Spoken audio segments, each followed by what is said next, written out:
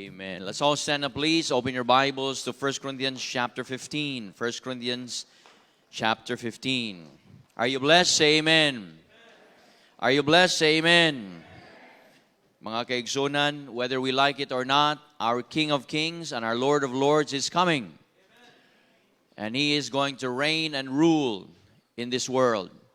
Karong Mayo na atay eleksyon, daghan kaayo o political activities karon, and we are hoping that this our community kaning atong kalibutan will be better. It may be better in a sense of what it is right now, but it is nothing compared to what God has prepared.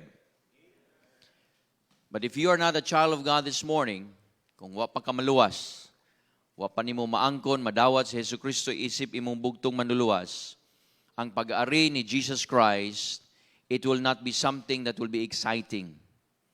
It will be something that will be dreadful because He will come as your judge. When Jesus comes, He will come as our Savior, our Redeemer. He will come as our rescuer from the judgment that this world is going to receive. But if you're not saved today, let me encourage you, be saved. Dawata si Jesu Cristo isip imong bugtong manluwas. And the reason why only Jesus saves is because He is the only one that rose from the grave. This is the foundation of our faith, the resurrection. 1 Corinthians chapter 15, and we will be reading our verses from verse number 12 to verse number 19 this morning. The title of our message is The Power of the Resurrection. 1 Corinthians 15, verse number 12. Together, ready, read. Now, if Christ be preached that He rose from the dead, how say some among you that there is no resurrection of the dead? But if there be no resurrection of the dead, then Christ is not risen. And if Christ be not risen, then our preaching vain, and your faith is also vain. Yea, and we are found false witnesses of God, because we have testified of God that He raised up Christ, whom He raised not up, if so be that the dead rise not. For if the dead rise not, then is not Christ raised. And if Christ be not raised, your faith is vain. Ye are yet in your sins. Then they also which are asleep, fallen asleep in Christ, are perished. If in this life only we have hope in Christ, we are of all men most miserable. You see that verse? Kung diri lang kutob ang imong pagtuo ni Kristo, unya wa kay siguro sa eternidad, ikaw ang pinakamiserable nga tao sa kalibutan. Sige kag dagkot, sige kag pangadji, sige kag puasa, sige ka og sakripisyo. Pero kung pangutan-on ka, kung moabot ang kamatayon, nakasiguro ka na ba moadto sa langit, ang imong tubag, wala ko kasiguro. Mga kaigsunan, ikaw ang pinakaalaot. You're of all men most miserable. That is why this morning, believe on the Lord Jesus Christ. Dili relihiyon. Dili ka ng mga sakrament, ka ng mga balaod, ka ng mga unsa diha. You know, the reason why God gave us the law is for us to recognize that we are sinners and we cannot fulfill the law. And that is why we need the grace of God. And that is why Jesus Christ came and paid for our sins. And that is an act of grace bestowed upon us. Let us pray. Father, in Jesus' mighty name this morning, as we remember Your resurrection, Lord, I pray that we not only think about it, we live it. And for those of us who have already accepted You, Lord Jesus, as our Savior, we have that resurrection power. Because Your Holy Spirit, which raised You up from the grave, lives in each and every believer. Lord, this morning I pray that we will understand how important it is to live in a resurrection power and to display that You, Lord, You are alive. For if You are not alive and You did not rise from the grave, then we are of all men most miserable. Everything that we are doing right now is futile. And Lord, everything that we have sacrificed and everything that we have prayed for is of no use Lord, we thank you that you rose from the grave, and we celebrate your resurrection this morning. In this resurrection Sunday, we pray that we will understand the importance of your resurrection power. We pray this in Jesus' name. Amen and amen. Thank you. You may be seated. If there was no resurrection from the dead, then that would be the worst scenario you and I could ever have. Kung wala mabanhaw si Kristo sa mga minatay, wala gyoy pulos ni ang atong pagtuo. Wala ni pulos ang atong pagsimba karon. You know why we come to church on Sunday? You know why? It's because we remember that Jesus rose from the grave on a Sunday. Now some worship on a Saturday because sa Bible gitudlo daw na nga Sabbath gyud. But the word Sabbath means rest. A day of rest. Kinahanglan matag simana gitudloan ta sa Biblia nga naa tay Sabbath. Dili kabubuton sa Ginoo nga matag adlaw sige lang tag trabaho. Walay Sabbath. And that is why it is something that is against God's law, because it is not only a physical law that you disobey, it is also a spiritual law. Sa kaning pagsimba nato diri, this is the Sabbath physically and the Sabbath spiritually. Diri ta mag-recharge. Dili pasabot nga diri ka matuog. Ha? Anto ka matuog sa balay, diri mo charge sa spiritually. Kay matag adlaw nato ang kinabuhi nagkinahanglan tag spiritual charging. Every day kinahanglan ta ana nga gahom, because every day we are tempted left and right. Every day we are being pushed and prodded to go out of the way of righteousness, and we need the strength of God, not our strength, God's strength. And I hope you understand how important it is that we commemorate and we remember the resurrection of our Lord Jesus Christ. Maayo ra kaita. Daghan kaitag mga kalihukan kanang sikay-sikay, daghan kaitag hikay when it comes to Christmas. When it comes to the birth of our Lord Jesus Christ. But don't you realize the foundation of our faith is the resurrection of the Lord Jesus Christ? Importante ang pagkatao ni Kristo, pero ang pagbanhaw ni Kristo mas importante. If there is no resurrection, then we have no hope at all. As we see in our verses, katong nangamatay before us, wala to sila paglaom. Katong nangamatay nga wala diha, katong naa ni Kristo, wala sila paglaom. Katong nangamatay nga wala sila ni Kristo, ang ilang destiny fix na gyud do. Ang ilang kapadungan fix na gyud to, impierno na gyud. And you cannot change that, no matter how much you pray for the dead, no matter how much you give your money so that you can pray for the dead, special pa na, extra special pa na, there is no moving the destination of one that is already dead. In Luke chapter 16, we find the rich man and Lazarus. They saw here in Luke chapter 16, if you would please open your Bibles, Luke chapter 16, this is the Lord Jesus Christ himself teaching this lesson.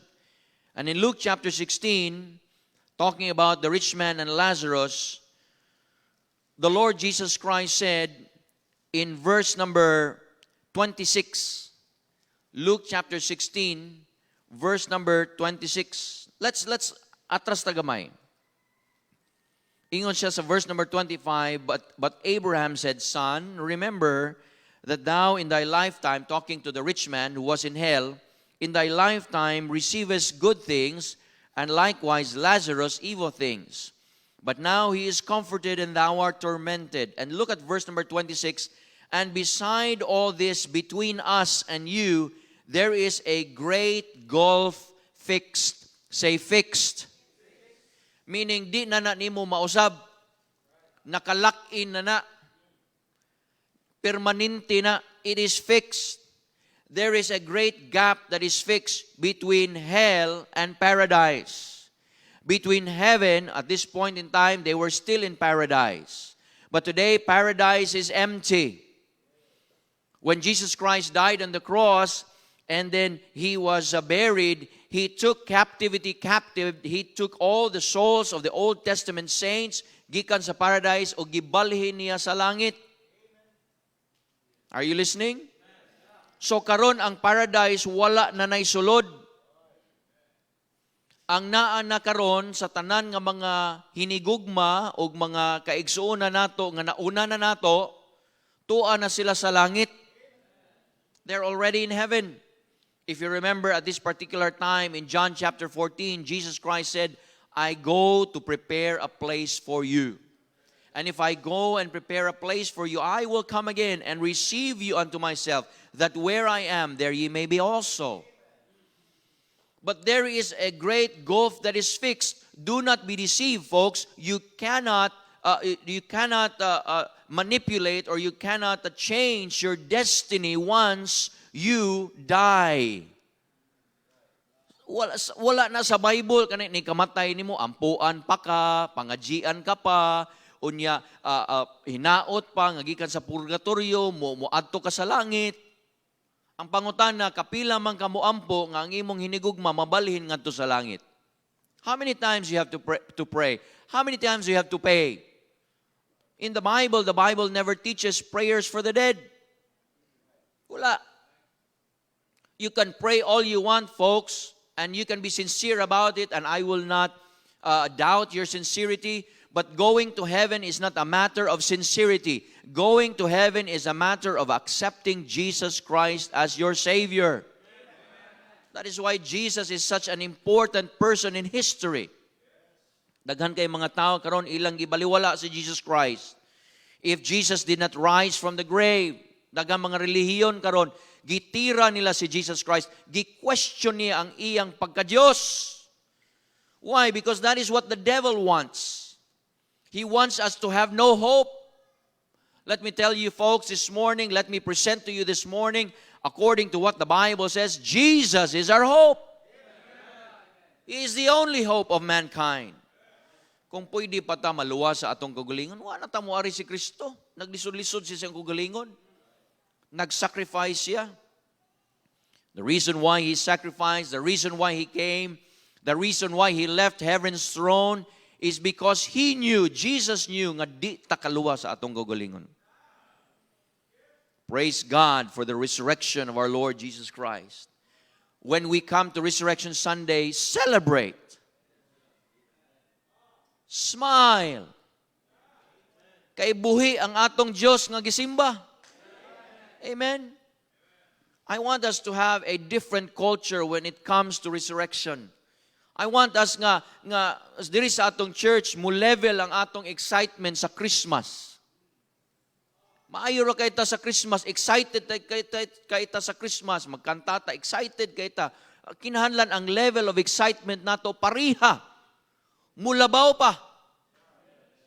Usahay kasabot man sad nga nung excited ta sa Christmas tungod sa bonus. Mao na. Tungod sa unsa gay nang exchanging gift. No? Unsa ka mag-exchanging gift sa tag Easter? Unsa sa tag mangaon sa tag Easter? Maghikay sa ta. Ato himuon ning kultura nato kay mga kaigsunan murag growing up nagtan-aw ko kaning Easter murag tagilid gyud ning Easter yun. Tagilid kay ba di gyud kaayo kana bitaw nga or I should say Resurrection Sunday. Not Easter Sunday, but Resurrection Sunday. Kaning Resurrection Sunday, tagilid kayo. Dili kayo as exciting when in fact, this is the very foundation sa atong pagtuo. I tell you, I am not diminishing the fact of the importance of Christ's birth because the angels rejoiced, because the Savior was born. But mga kaigsunan, the reason why Jesus was born is because He was going to die.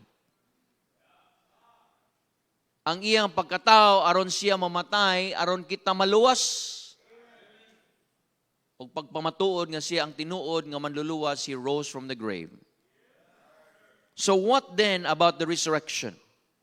Why is it important? What is the power of the resurrection? There are messages on the negatives what if there was no resurrection. Atong i-positive garon. Why is it important that why is it a blessing that we have the resurrection, that Jesus rose from the grave? Number one, because of the resurrection, preaching is profitable. Look at verse number 14. If Christ be not risen, then our preaching vain.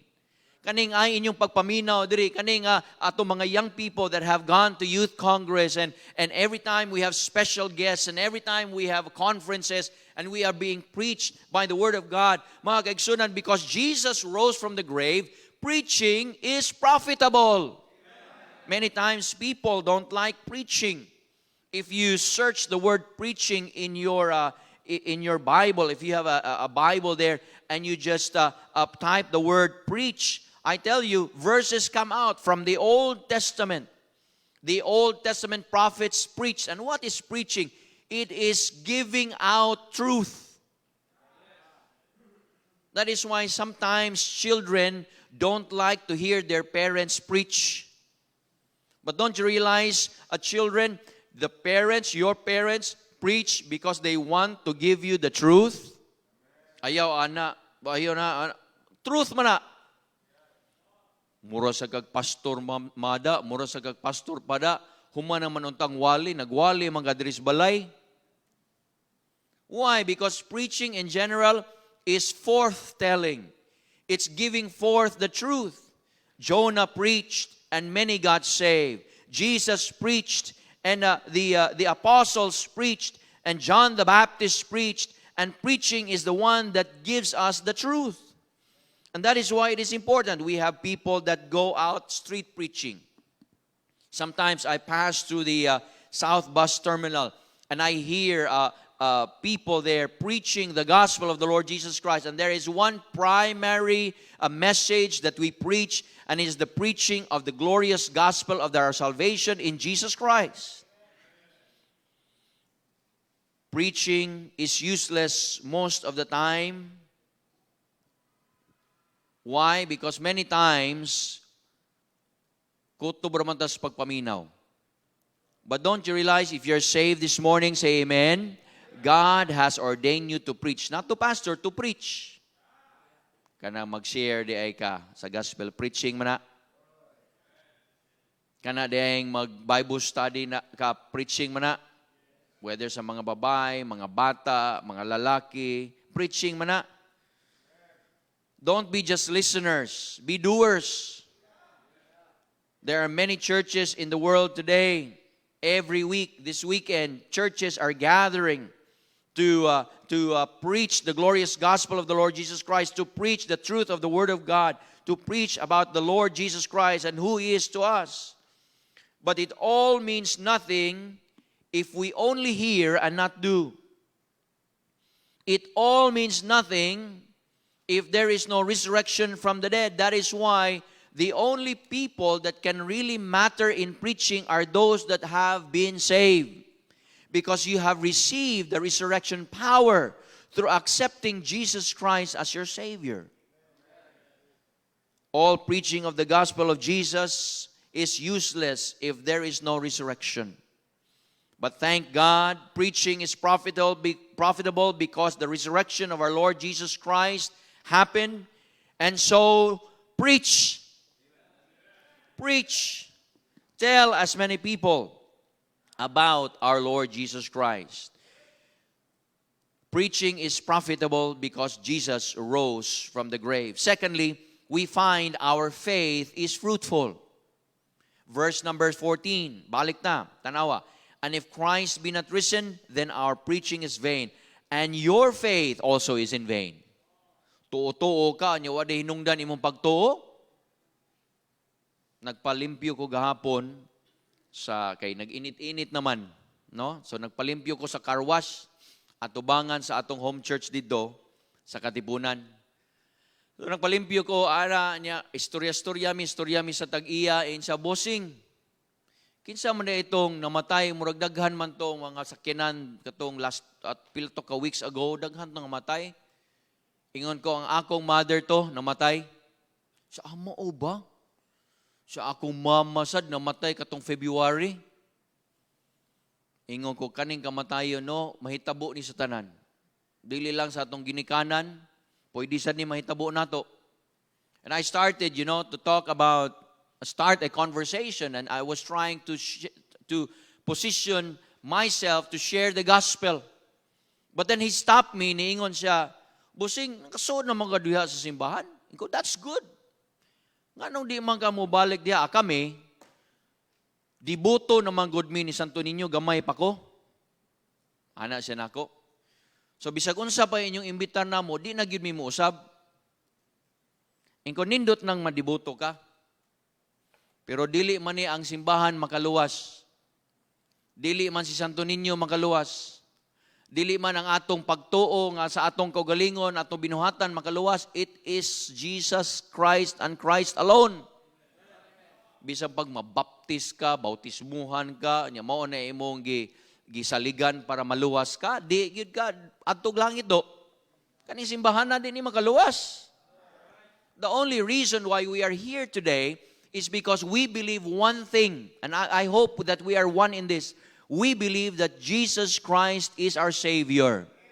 And we gather today so that we can serve our Savior and we can preach that gospel that we have received to as many people around the world. We are here today, we can grow in the Word of God so we can be a living testimony. We can be useful in serving our Lord Jesus Christ. That's the only reason why we are here today to be together as a church. But no church will save you. Because the church is not the Savior. It is Jesus that is the Savior. Kita lawas rata ni Kristo. Ang ulo nato mo'y makaluwas si Jesus Christ that over 2,000 years ago died on the cross. He was buried. And on the third day, He rose again. Then our faith is fruitful. Look at verse number 17. And if Christ be not raised, your faith is vain. Hatag-hatag ta, sakripisyo ta, ampo ta, we pray. What for? If Jesus did not rise from the grave. But thank God He rose from the grave. That is why, you see the point why we need to really promote Resurrection Sunday. Because it is important. Ang atong preaching na ay kapuslanan. Ang atong pagtuo na ay kapuslanan. Your faith really matters. Mubunga gyud. It should make a difference in our life. If your faith in Christ has not changed you, then probably your faith was not in Christ, it was only in yourself. The Bible does not lie. God does not lie. 2 Corinthians 5:17. Therefore, if any man be in Christ, he is a what? New creature. Old things are passed away. Behold, what? All things are become new. 2 Corinthians 5:17. Murag wa pa mabanhaw ang atong computer. Hinay kayo. You see that? Oh. Kung naan, dili na. I asked myself that question many, many times. Nataw ko sa Christian home, nagtubo ko anak ko sa pastor, I heard this, I heard that, but then when I look at my life, and I look at this verse, kung nga dili sayop ang Ginoo, ako'y sayop.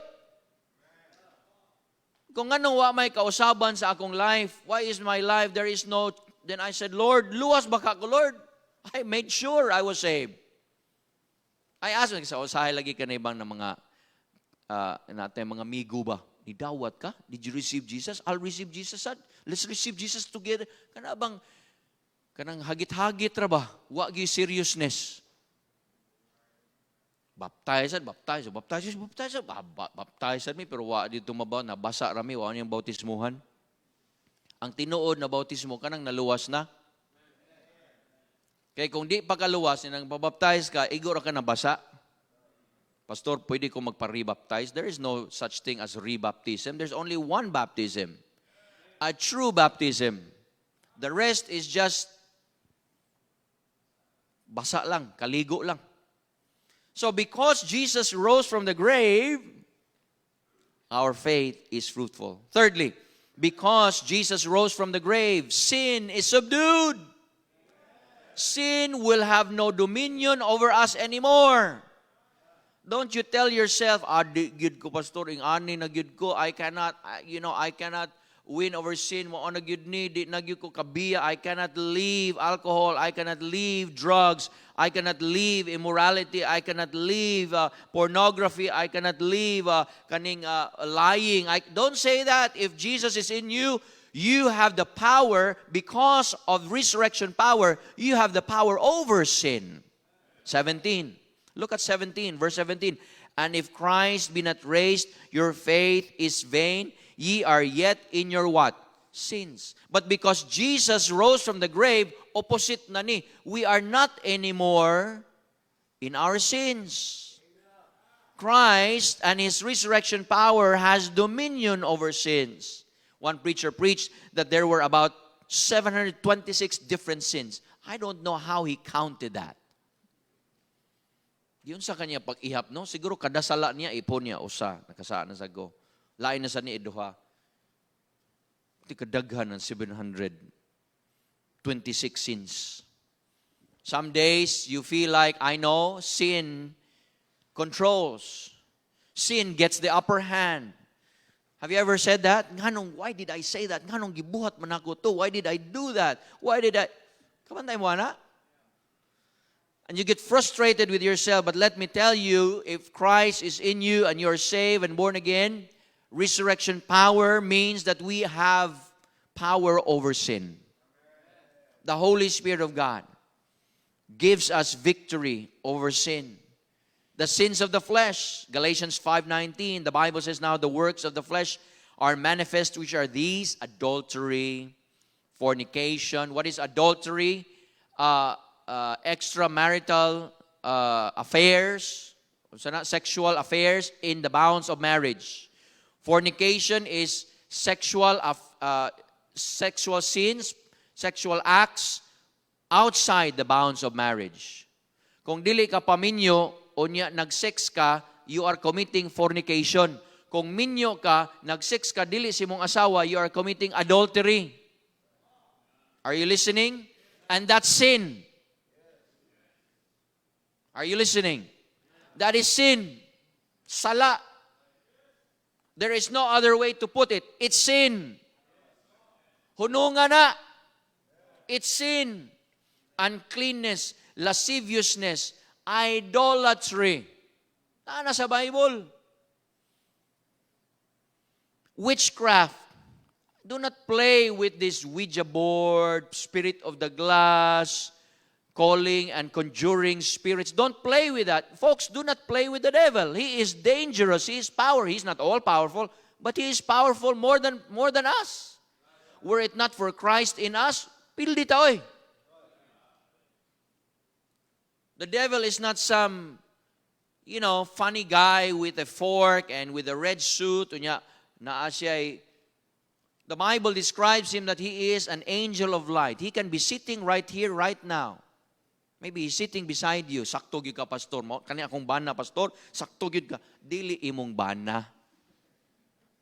Dalian, naka-kuan dahin, naka-agree. Amen pa. Amen, pastor. Gitanaw dahing bana. Gitanaw ang asawa. Pero tinuod mga kaigsunan, he is a transformer. He can transform into an angel of light, and he can bring a Bible. And by the way, he knows Scripture. The devil knows Scripture, iya lang to ison. He can wear a barong, he can wear a necktie, he can do anything, he can wear a dress. He's a transvestite. Don't you realize that? He can be a woman, he can be a man, he does not know who he is. The devil is the author of homosexuality. He is a transformer. Laki ka, magpababae ka, babae ka, magkalalaki ka. Mga kaigsunan, the author, is the devil. Are you listening? This is not hateful message. This is truthful message. We need to hear the truth. The Bible says, witchcraft, hatred. Anong hatred ba? Si kasuko, kanang you try to sow hatred in your family, in the church, that comes from the devil. Sins of the flesh, variance, emulations, kanang away-away, wrath, kaning hatred, na kay anger, kanang wrath, ang martilyo, gipuspos na nimong tao. That's wrath. Strife, seditions, ibagsak. Seditions na. The author of rebellion is the devil. Heresies, mga bakak nga mga pagtulunan. Envyings, sinasina. Murders, drunkenness, revelings, and such like, of the which I tell you before, as I have also told you in time past, that they which do such things shall not inherit the kingdom of God.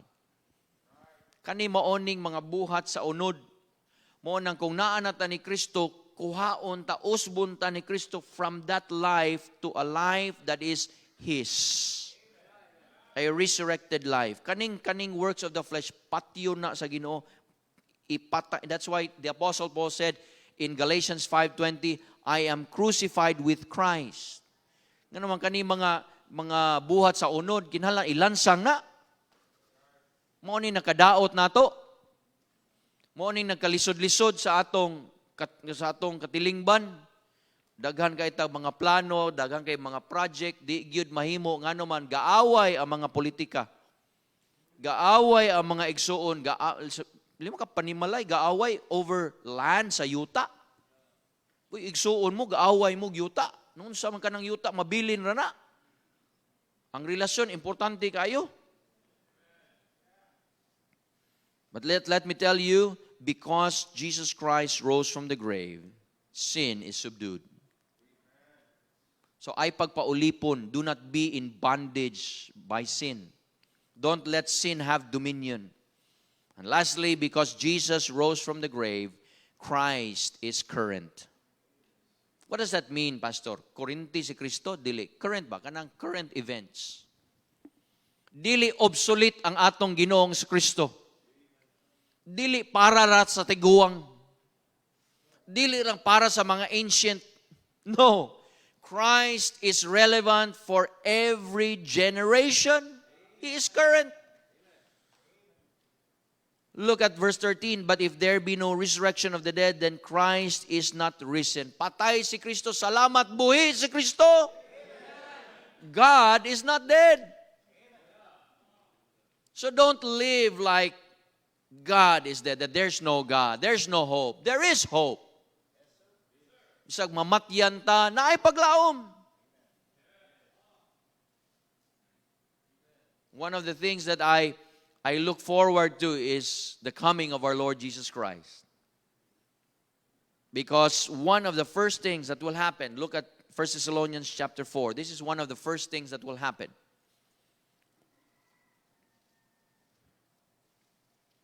Inigbalik sa atong Ginoong sa Kristo, 1 Thessalonians chapter 4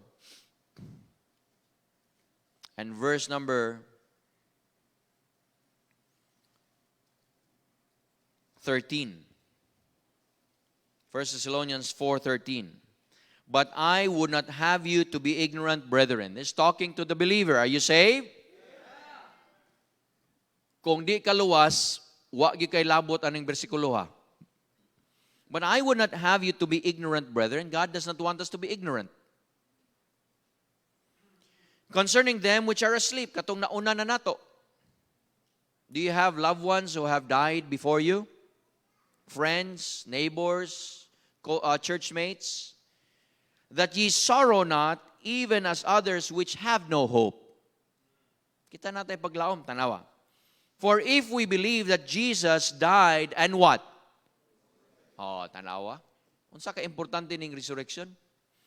Even so them also which sleep in Jesus will God bring with Him.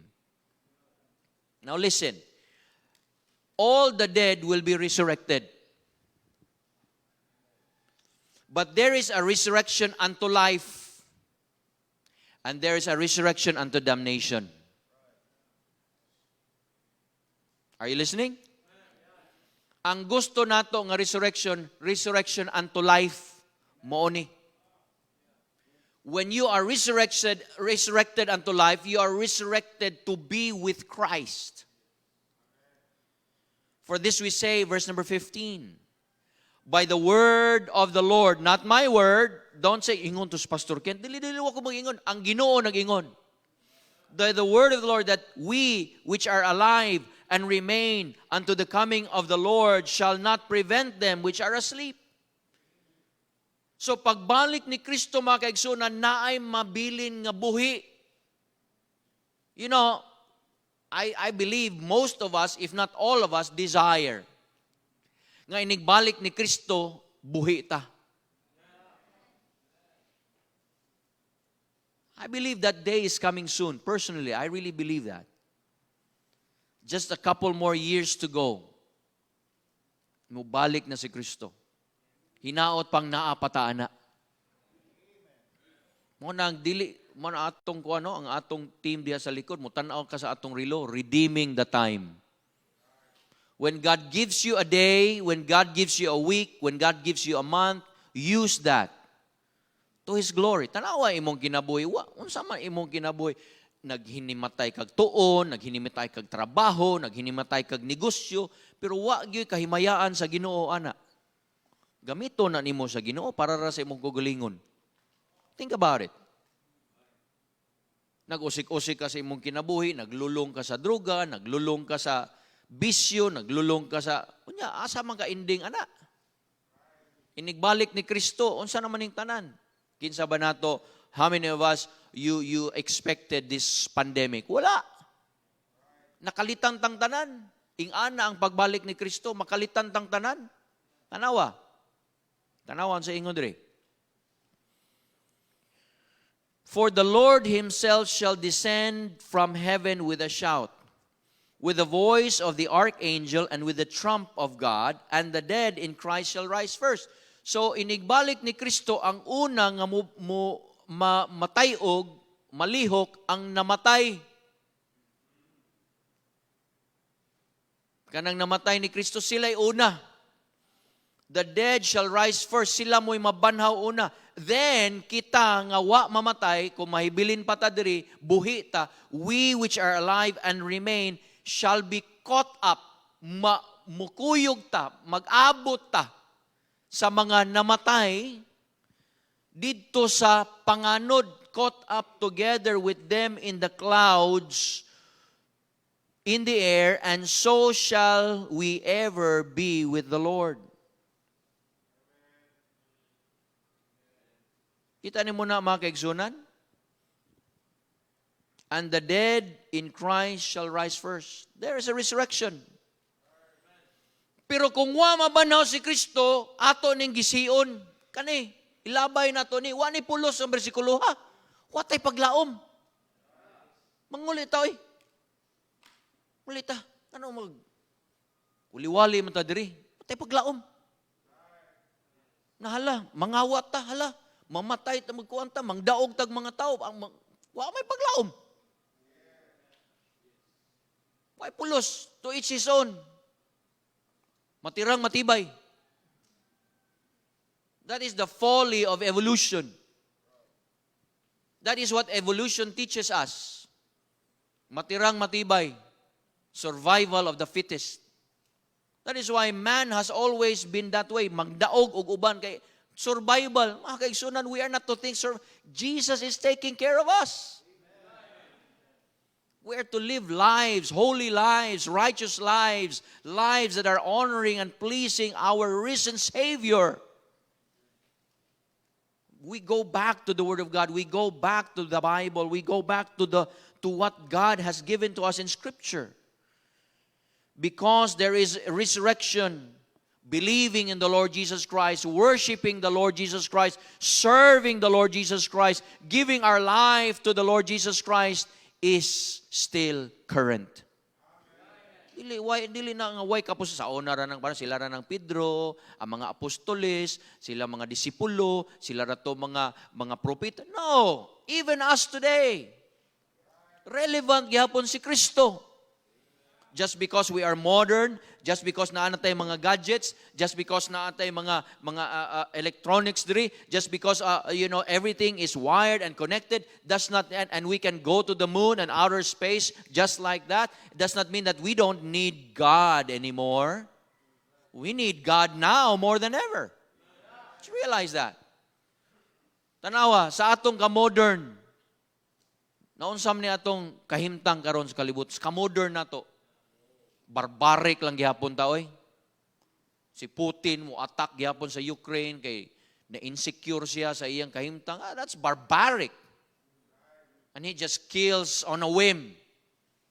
And now China is trying to flex its muscles, trying to look at Taiwan. What's that? We're so modern, but yet our minds are still animalistic. You know what can change that? Eskwelaag, mga universidad, bright kayo, PhD, doctorate, this, and by the way, congratulations to all those that have passed the bar exam. Brother David Padden, si Roan's husband, passed the bar exam. Chrislyn Abrinica, one of our young people who used to attend here to ni Paulinas Pagadian, attorney Abrinica na. Magunsa man nga bright ninyo diha niya kahuman ang inyong kinabuhi, walang gihapon, balasubas. Way kapuslanan. Mo nang kita nga Kristohano, naatay resurrection power, naagihapoy kapuslanan si Kristo. Christ is still the hope of this world, folks. This world will pass away. I tell you. Di ta magdugay diri. Ayaw sig kupot nga as if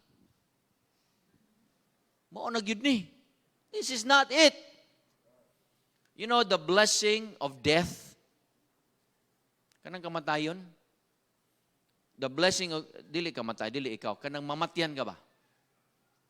If there is a blessing sa Christian, sa mamatyan, it slowly removes you from this world.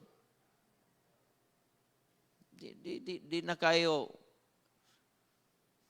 mag-look forward ka sa langit. Mag-look forward ka sa Ginoo. Kaya kung daghang kag kwarta, kumpleto mo, wa kay sakit, aasa ka magunahon na Ginoo. Wa kay problema, di ka munahon na Ginoo. You know why we have problems? God allows problems in our life para magunahon na Ginoo. Kaya nga naman ta, if there is no problems, there's no challenges, we forget God. That's who we are. Isn't it? Naniw na. Buwagang kas uyab, ayaw nang way paglaom. Napay daghan diha. Nawang Mactan Bridge, gibutangan nagbarrier. Daghang mo ambak. Ambak mangga nga. Ato swimming pool, ayaw sa Mactan. Naunsa. Natay paglaom, Christ is current. 1 Corinthians 15:20, atong text, but now is Christ risen from the dead and become the first fruits of them that slept. Matthew 28:5, and the angel answered and said unto the women, fear not ye, for I know that ye seek Jesus, which was crucified. He is not here, for he is risen, as he said, come, see the place where the Lord lay. I'd like to quote Raymond Lindquist, which said, Easter or Resurrection Sunday is to our faith what water is to the ocean, what stone is to the mountain, what blood is to our body. It is the first and final word in the dictionary of God. It says that Christ is the author and finisher of our faith. You know how to detect a false teacher, a false religion? Check out how they look at Christ. Check it out. It does not matter unsa kanindot ang ilang kadato sila, tanawa ang ilang pagtuo ni Kristo. Na iuban na ay simbahan ang ilang ngan Kristo gyud. Pero si Kristo kutob ra sa tao. Di man kana dili Dios. Dili Dios. That's sad, folks. Maayo ka sa Bible, pakli-pakli sa Bible, pangutan-on nimo, si Kristo, what is Christ to you? Si Kristo maay tong tao. Buutan to. Sato pa, manluluwas, si Kristo dili, tao raman to siya. Si Jehovah, yun. Mga kaigsunan, Jehovah in the Old Testament is Jesus in the New Testament. He is the Spirit God that became man. And I want you to listen to this. Why is it important that the Spirit God put on the form of man? It is because only through blood can our sins be remitted.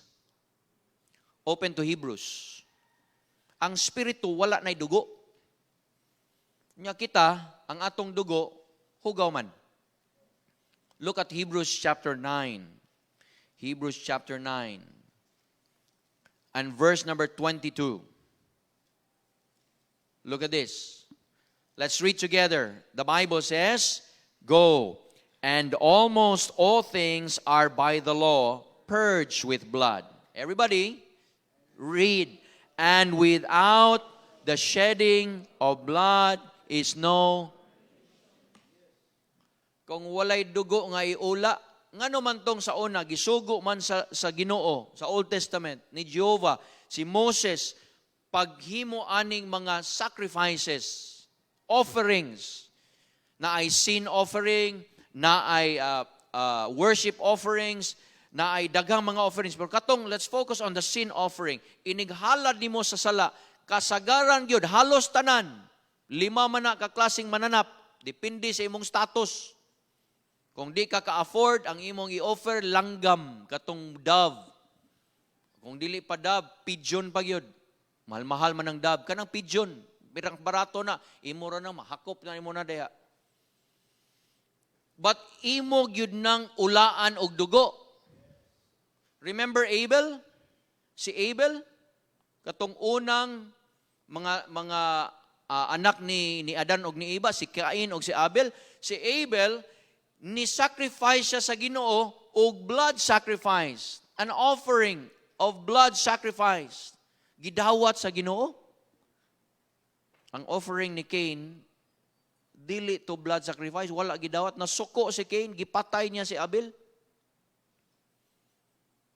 Gi-institute na sa Ginoo because it was to look forward to the ultimate coming sacrifice of the perfect Lamb of God, Jesus Christ. Mao to. Wa pa sila kasabot at that time, but they just obeyed God. And because of their obedience, their righteousness was their obedience was counted for righteousness, because they were God was saying, you're looking forward, you're pointing towards the coming ultimate sacrifice. And that is why in chapter number 10, look at chapter number 10. Next chapter, Hebrews. Chapter 10, verse number 10. Everybody read. "By the which will we are sanctified through the offering of the body of Jesus Christ." Kasara.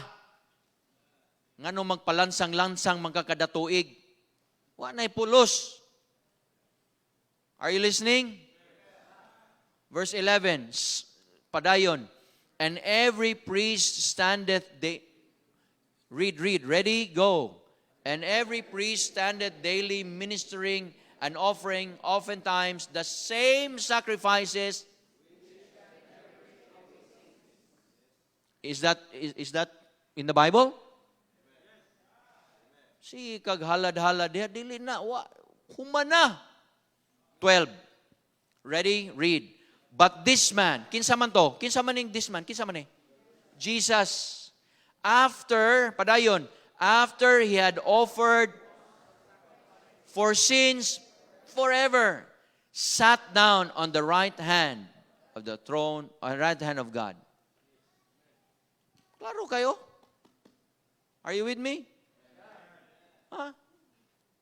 Mo nang dili relihiyon. Ang relihiyon, pamaagi sa tao nga to sa Diyos, peting bagsakan kag daghan kaayong mga seremonyas sa relihiyon. Unya, ang ending ni mo, wapagigihapon kay siguro. Ari tabalik sa Bible. Ang Bible, gihatag para kita makahibalo, para kita masiguro. Dili, Baptist Bible. Amen? And that is what we as Baptists stand for. Kanang B sa Baptist, that's Bible. Biblical authority. Mo na kung wa sa Bible, ay nataana. Kaya wa mas Bible, maghimo-himo tag istorya. Ang gahimo sa arka si Michael, ang anghel nga Michael, asab na wa mas Bible. Si Adan way pusod. Kaya wa man sa gianak, way pusod kisa giingon. Ngano maghimo man tang wa man sa Bible? Are you listening? Hakigsunan, Christ is current. Ayaw kaulaw sa ngalan ni Jesus Christ. Praise the Lord Jesus Christ. Kumplitoon yun nato na Lord means His deity. Jesus means His humanity. Christ, His mission. He is the Messiah, the Savior. Ang iyang mission, gitapos niya. That's why the cross is empty. Why? Because it's done. Kung butangan na ni mong tao, wa pa mahuman. Wa na, human na. Amen? Aren't you glad there is resurrection? Number one, because of resurrection, our preaching is what? Profitable. Naipul preach. Number two, our faith is fruitful. Padayon lang yun ta. Sa atong pagto, tao ang bubunga. Sometimes, you have doubts, but don't allow doubts to dominate your mind. Follow. You know what faith is? It's obeying God's word. What God says, you obey. Number three, sin is subdued. Don't be dominated by sin. And lastly, Christ is current. Christ is still in control. He is still moving in the world today. Whatever is happening in the world is part of God's divine plan. But God's ultimate plan is that everyone will not perish, but that all should come to repentance. And that is why we need to tell people about the Lord. Heavenly Father, we thank you